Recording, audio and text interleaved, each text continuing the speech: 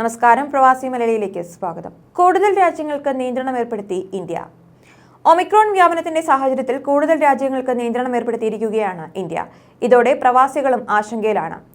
ദക്ഷിണാഫ്രിക്കയിൽ നിന്ന് നെതർലാൻഡ്സിലെത്തിയ 61 പേർക്ക് കോവിഡ് സ്ഥിരീകരിച്ചു. ഇതിൽ 13 പേർക്ക് ഒമിക്രോൺ ആണെന്ന് കണ്ടെത്തിയിട്ടുണ്ട്. വിദേശ രാജ്യങ്ങളിലെ ഒമിക്രോൺ വ്യാപനത്തിന്റെ സാഹചര്യത്തിൽ കൂടുതൽ രാജ്യങ്ങൾക്ക് നിയന്ത്രണം ഏർപ്പെടുത്തിയിരിക്കുകയാണ് ഇന്ത്യ.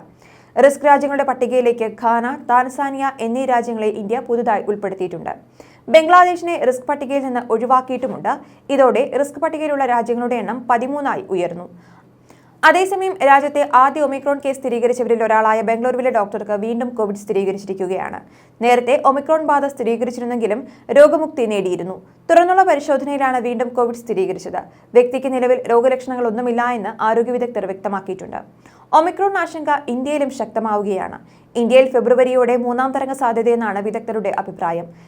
ഇതോടെ ബൂസ്റ്റർ ഡോസ് എന്ന ആവശ്യവും ശക്തമാവുകയാണ്. രാജ്യത്ത് ഇതുവരെ 23 ഒമിക്രോൺ കേസുകളാണ് സ്ഥിരീകരിച്ചത്. ഒമിക്രോൺ സ്ഥിരീകരിക്കുന്നവരുടെ എണ്ണം വർദ്ധിച്ചതോടെ വാക്സിൻ ബൂസ്റ്റർ ഡോസ് എന്ന ആവശ്യം കർണാടകയും മഹാരാഷ്ട്രയുമടക്കം കൂടുതൽ സംസ്ഥാനങ്ങൾ ശക്തമാക്കിയിട്ടുണ്ട്. മഹാരാഷ്ട്ര, തെലുങ്കാന, ഡൽഹി, രാജസ്ഥാൻ അടക്കമുള്ള സംസ്ഥാനങ്ങളിൽ നിന്നുള്ള കൂടുതൽ സാമ്പിളുകളുടെ ജനിതക ശ്രേണീകരണ പരിശോധനാ ഫലം പുറത്തുവരാനിരിക്കുകയാണ്. രാജ്യത്ത് ഇതുവരെ 23 കേസുകളാണ് സ്ഥിരീകരിച്ചിരിക്കുന്നത്. ഒമിക്രോൺ സ്ഥിരീകരിച്ചവരുടെ എണ്ണം വർദ്ധിച്ചതോടെ വാക്സിൻ ബൂസ്റ്റർ ഡോസ് എന്ന ആവശ്യം കർണാടകയും മഹാരാഷ്ട്രയും അടക്കം കൂടുതൽ സംസ്ഥാനങ്ങൾ ശക്തമാക്കിയിരിക്കുകയാണ്. ഒമിക്രോൺ വ്യാപനം തീവ്രമായാൽ ഫെബ്രുവരിയോടെ രാജ്യത്ത് കോവിഡ് 3ാം തരംഗം ഉണ്ടായേക്കുമെന്നാണ് ആരോഗ്യ വിദഗ്ധരുടെ വിലയിരുത്തൽ. രാജ്യത്ത് പകുതിയിലധികം പേരും വാക്സിൻ സ്വീകരിച്ചതിനാലും ഒമിക്രോണിന് അപകട സാധ്യത കുറവായതിനാലും 3ാം തരംഗം രൂക്ഷമാകില്ല എന്നും കരുതുന്നുണ്ട്.